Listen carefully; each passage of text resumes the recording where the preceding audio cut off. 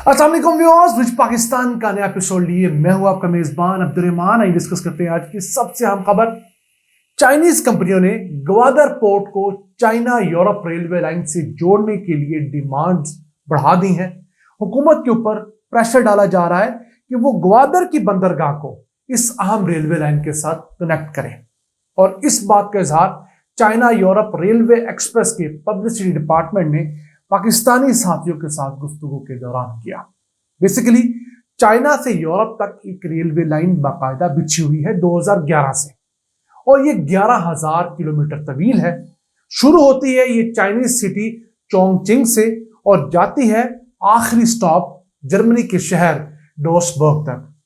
इस दौरान ये रेलवे लाइन एशिया के 11 मुल्कों के 100 शहरों से गुजरती है। यूरोप के 25 ममालिक के 224 शहरों तक इसकी कनेक्टिविटी है, और इस रेलवे लाइन के जरिए चाइना और यूरोप की ट्रेड में एक होशरुबा इजाफा रिकॉर्ड किया जा रहा है। इसकी वजह से जो फ्रेट की कॉस्ट थी बाई एयर वो बहुत कम हो गई है। 5 गुना कीमत कम हुई है जो चीजें पहले बाई एयर भेजी जाती थी चाइना से यूरोप या यूरोप से चाइना। और अगर हम बाई सी से कंपैरिजन करें तो टाइम जो है वो 30% रह गया है सामान भेजने का चाइना से यूरोप तक। वो किस तरह? अगर आप बाई शिप चाइना से यूरोप सामान भेजें तो तकरीबन 40-42 दिन लगते थे। अब इस रेलवे ट्रैक के जरिए 13 से 16 दिनों में सामान पहुंच जाता है। इसके इस कदर बेनिफिट्स हैं कि अब $380 बिलियन तक का सामान इस रेलवे ट्रैक के जरिए चाइना और यूरोप ने आपस में एक्सचेंज कर लिया है। और अब हर साल तकरीबन 10 लाख 20 फुट के कंटेनर्स आपस में एक्सचेंज किए जा रहे हैं ट्रेड की मद में। तो पाकिस्तान इस सिचुएशन में कैसे आ रहा है? अगर आप स्क्रीन पर मैप देखें जो मुख्तलिफ रेलवे लाइंस के हैं, तो जहां पर रेड कलर का एरो एक निशानदेही कर रहा है, ये वो रेलवे ट्रैक है जो पाकिस्तान के करीब से गुजरता है। चाइना से ताजिकिस्तान और सेंट्रल एशिया से होते हुए यूरोप जाता है। प्लान ये है कि ग्वादर पोर्ट से लेकर काशगर तक रेलवे ट्रैक बिछाया जाएगा, जो कि चाइना यूरोप रेलवे ट्रैक के वेस्टर्न रूट के साथ अटैच हो जाएगा। तो फिर ग्वादर की बंदरगाह पे आने वाला सामान यहां से आगे भेजा जा सकेगा, मंगवाया जा सकेगा। अब ग्वादर की बंदरगाह से काशगर तक का जो रेलवे ट्रैक है उसके लिए 2-3 फिजिबिलिटीज अंडर डिस्कशन है। पहली तो यह है कि ऑल टुगेदर एक नई रेलवे लाइन बिछाई जाए जो कि 3,000 किलोमीटर तवील होगी, और उसके ऊपर $8 की लागत आएगी। पिछले साल इसकी प्रपोजल चाइना की तरफ से आई थी। चाइना ने इसको वायबल ऑप्शन भी कहा था, लेकिन इतने पैसे चाइना पाकिस्तान में मुश्किल ही लगाए। इसका एक ऑल्टरनेट सोल्यूशन भी हो सकता है, वो निस्बतन बहुत सस्ता है। वो क्या है कि ग्वादर की पोर्ट को जैकबाबाद के रेलवे स्टेशन के साथ जोड़ दिया जाए। अब इन दोनों शहरों के दरमियान जो फासला है वो 1087 किलोमीटर का है। तो यहां पर एक रूटीन का रेलवे ट्रैक बिछ जाता है अगर, तो उसके ऊपर सिर्फ $2.3 बिलियन लागत आएगी। याद रहे 2022 के अंदर ओमान की एक कंपनी ने इस रेलवे ट्रैक को बिछाने की प्रपोजल दी थी और फाइनेंसिंग का भी कहा था। उन्होंने कहा था $2.3 बिलियन में से $500 मिलियन हम इब्तदाई तौर पर इन्वेस्ट कर देते हैं, बाकी कुछ पाकिस्तान डाले, कुछ इंटरनेशनल डोनर एजेंसीज डालें, तो ये एक 1087 किलोमीटर का रेलवे ट्रैक बिछ जाएगा। इसके जरिए ग्वादर की बंदरगाह पाकिस्तान के मेन जो रेलवे रूट्स हैं उनसे अटैच हो जाएगी। ML1 के साथ अटैच हो जाएगी। इस वक्त जो ML1 है जो कि कराची से पेशावर तक जा रहा है उसके साथ अटैच हो जाएगी, और उसी ने आगे फ्यूचर में अगर काशगर तक जाना है तो हमें 3,000 की बजाय सिर्फ 1,087 किलोमीटर की एक रेलवे ट्रैक की जरूरत होगी, जो कि हमारी डिमांड्स के लिए काफ़ी है। फिर इस वक्त हमें को बहुत हाई स्पीड ट्रेन की ज़रूरत नहीं है, और वैसे भी फ्रेट ट्रेन बहुत हाई स्पीड होती नहीं है। चाइना से यूरोप जाने वाली जो रेलवे ट्रैक है उसकी स्पीड जो है 120 किलोमीटर पर आवर है एवरेज। तो अगर वहाँ पर इतनी स्पीड है, हमारे यहाँ भी इतनी ही स्पीड अज्यूम कर ली जाए तो हमारे लिए काफ़ी होगा। यहाँ मैं एक बात क्लियर करता चलूँ, हम लोग जो पाकिस्तान के मुख्तलिफ मैप्स आपको दिखाते हैं उसमें अक्सर कश्मीर वाला हिस्सा जो होता है वो पाकिस्तान के साथ अटैच नहीं होता। उसकी रीज़न क्या है? ये मैप्स इंटरनेशनल एजेंसीज ने बनाए होते हैं, और वो पाकिस्तान के मैप को उस तरह नहीं लेते जिस तरह हम लेते हैं। हमारी मजबूरी ये है कि उतनी अच्छी क्वालिटी का या मुतलका मैप पाकिस्तानी किसी इदारे ने नहीं बनाया होता, और अगर हम इसे पाकिस्तान के मुताबिक ढालें तो उस पर हमारी कॉस्ट अच्छी खासी आती है। उसके लिए हमें स्पेशल एक बंदा हायर करना पड़ेगा जो कि ग्राफिक डिज़ाइनर होगा। तो हमारी इस मजबूरी को समझिए।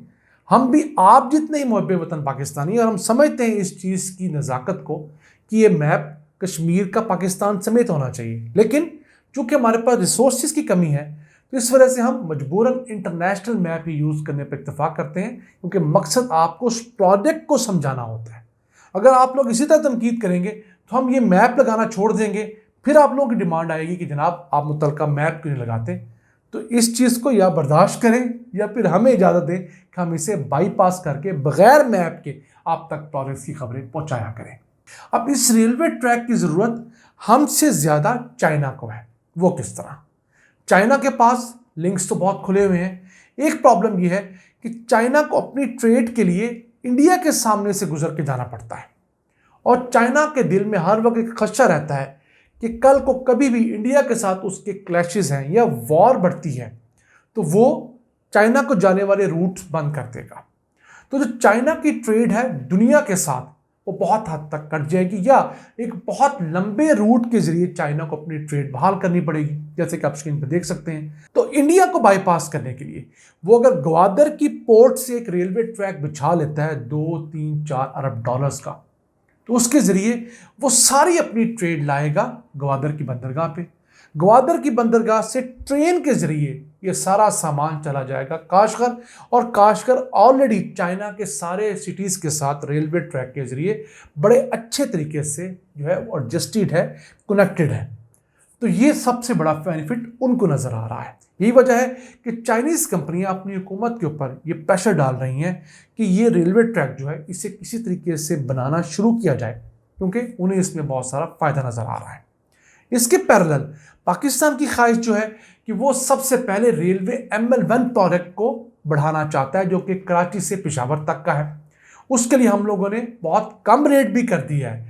10 अरब डॉलर से हम उस प्रोजेक्ट को 6 अरब डॉलर तक ले आए हैं, लेकिन अभी भी चाइना की डिमांड्स या चाइना हमारी नीयत या चाइना मुल्क के अंदर सियासी इस्तेहकाम एक्सपेक्ट कर रहा है कि इसके ज़रिए पाकिस्तान के अंदर कुछ हालात बेहतर हों तो वो इन्वेस्टमेंट करें।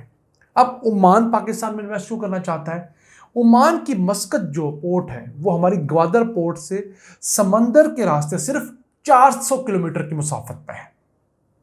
तो उनको यह है कि मस्कत अगर कुछ भी तेल समेत चाइना को एक्सपोर्ट करना चाहता है तो वो 400 किलोमीटर की मुसाफत तय करके ग्वादर पोर्ट तक आएगा, और यहाँ से वो पाकिस्तान के रास्ते ऑल टुगेदर चाइना तक पहुँच जाएगा। उसे एक बहुत लंबा रूट नहीं लेना पड़ेगा। इसी तरह मस्कत की पोर्ट फ्यूचर के अंदर बाकी अरब स्टेट्स के लिए भी फ़ायदेमंद साबित होगी, क्योंकि अरब जो तमाम कंट्रीज़ हैं ये आपस में एक रेल ट्रैक भी बना रहे हैं जो कि इत्तेहाद रेलवे के नाम से है। तो इसके ज़रिए उनकी गुड्स की और दीगर चीज़ों के एक्सपोर्ट जो है वो चाइना तक और चाइना से इंपोर्ट जो है वो मुमकिन हो सकेगी। तो देखिए पाकिस्तान को अल्लाह ताला ने कितना आइडियली लोकेटेड रखा हुआ है, लेकिन हमारी कमियां, हमारी कोताहियां हैं जो हर तरक्की के रास्ते में रोड़े अटका रही हैं। हम लोग अपने इन पोटेंशियल को इस्तेमाल ही नहीं कर पा रहे। हमारे पास जो अल्लाह के दिए हुए ख़जाने हैं वो तो हैं, इसके अलावा अल्लाह ताला ने हमें जो बेहतरीन लोकेशन दे रखी है, हमें जो मेन हाईवे के ऊपर कॉर्नर का प्लॉट दे रखा है, वो एक कमर्शियल प्लॉट जिससे हम लोग हर महीने करोड़ों रुपया कमा सकते हैं। उस कमर्शियल प्लॉट को हम लोगों ने एक पार्किंग स्टैंड में कन्वर्ट करके चंद हजार रुपए कमाने पर इक्तफा कर रखा है। अगर चाइना एक रेलवे ट्रैक के जरिए एशिया के 11 मुल्क, यूरोप के 25 मुल्कों को जोड़ सकता है, हर मुल्क की अपनी हुकूमत है, अपनी इक़दार है, अपनी रवायात है, और तकरीबन 325 से ज़्यादा शहरों को एक रेलवे ट्रैक कनेक्ट कर रहा है, तो हम लोग क्यों दुनिया की इस तरक्की से पीछे रह रहे हैं। ये था आज का एपिसोड। हमें उम्मीद है आपको पसंद आया होगा। अपनी सजेशंस, अपनी आरा से हमें आगाह रखा करें। अपने मेज़बान अब्दुर्रहमान को इजाज़त दीजिए। अल्लाह के बाद।